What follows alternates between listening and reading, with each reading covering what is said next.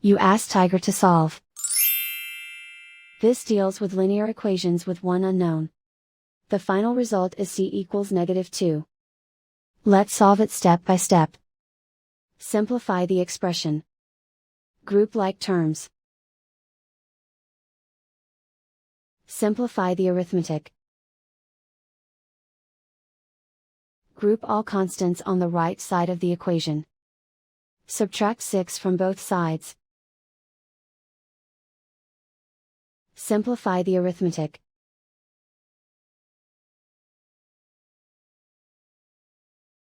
Isolate the c. Divide both sides by 3.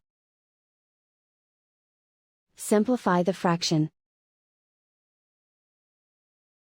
Find the greatest common factor of the numerator and denominator.